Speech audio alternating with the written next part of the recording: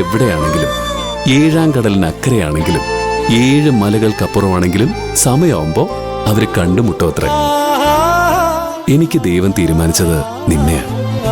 നമ്മൾ കണ്ടുമുട്ടാനുള്ള സമയമായതുകൊണ്ടാ നാട്ടിൻ പുറത്ത് ജനിച്ചു വളർന്ന നീ എന്റെ കൺമുന്നിലെത്തിയത്. എന്നുവെച്ചാ നമ്മൾ പരസ്പരം കണ്ടുമുട്ടിയത് ദൈവത്തിന്റെ തീരുമാനമാണെന്ന്. ആര്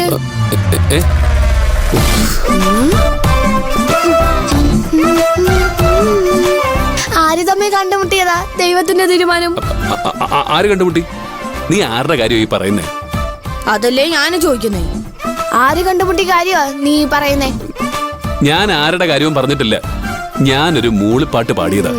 2 നക്ഷത്രങ്ങൾ കണ്ടുമുട്ടി, ചന്ദ്രോദയം പുഷ്പമാല നീട്ടി. പുഷ്പമാലയൊന്നും അല്ല, വേറൊരു മാലയാ ഞാൻ നിന്നെ കൈ കണ്ടത്. കാണിച്ചേ? മാലയോ? ഏത് മാല? നിനക്ക് എന്താടി മട്ടുണ്ടോ? എന്നെ മണ്ടിയാക്കാനൊന്നും നോക്കണ്ട. കാണിച്ചേ? കാണിക്കാൻ ഇങ്ങോട്ട് കാണിക്കാനല്ലേ പറഞ്ഞു.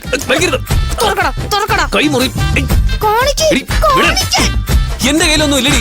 ഒന്നുമില്ലേ പിന്നെ കൈ തുറക്കാൻ എന്തിനാ മടിക്കുന്നേ? കാണിക്കാനാ പറഞ്ഞത്. നിന്റെ ഭരണം കുറച്ച് കൂടുന്നുണ്ട് കേട്ടോ. നീ എന്റെ അനിയത്തിയാ, അല്ലാതെ അമ്മായി അമ്മയൊന്നും അല്ല. ആണല്ലോ, ഞാൻ നിന്റെ അനിയത്തിയാണല്ലോ. ആകെയുള്ളൊരു ചേട്ടൻ കൈവിട്ട് പോകുന്നുണ്ടോന്ന് നോക്കേണ്ടത് ഒരു അനിയത്തിയുടെ ഡ്യൂട്ടിയാ. കാണിക്കാനല്ലോ പറഞ്ഞത്. എന്റെയിലൊന്നും ഇല്ലടി. ഞാനിപ്പോ അമ്മയെ വിളിക്കും. നിന്റെ കള്ളക്കളികളെ അമ്മ അറിഞ്ഞാ ഞാൻ പറയണ്ടല്ലോ. ഒരാഴ്ച അമ്മ നിനക്ക് സ്വൈര്യം തരത്തില്ല.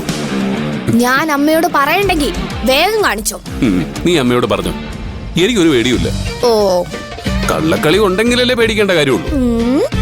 ചേട്ടാ, ആരാ കുട്ടി? കുട്ടിയോ? ആ, നിന്റെ മനസ്സിൽ ആരാന്ന്? എന്റെ ചേട്ടത്തി അമ്മാവൻ പോകുന്ന കുട്ടിയല്ലേ?